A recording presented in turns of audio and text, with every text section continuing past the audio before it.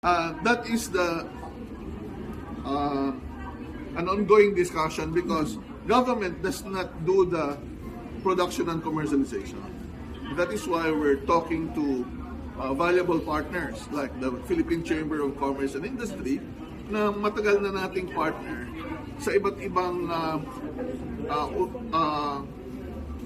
aspeto ng research hanggang commercialization. Unang-una, pagdating sa research proposal, binago po natin yan. Magsimula po na ako ay naging secretary in this administration, kailangan may market perspective ang mga research proposal. Hindi pwedeng pang novelty lang. Meron mong pakinabang, paano yan ikukomersyo. O di kaya ay may application sa local government. Pero siyempre, paano ma-test ito at mas maging magandang makomersyo, yun yung kailangan nating pag-usapan with the private sector. So ang usual process po, pwede po silang mag-spin off, tutulungan po natin. Pwede rin silang mag-license, for example, sa mga gobyerno, mga researcher, nila-license out namin yung mga technology.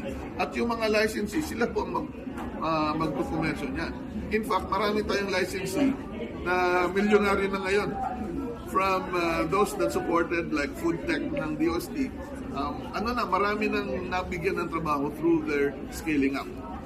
But definitely, ang pinakamaganda ngayon is to make sure that we provide more investments sa ating mga company. So may pag-uusap kami sa ating mga bangko, and in fact, we are talking to like Land Bank and other banks so that they can further support yung mga DOST-assisted enterprises.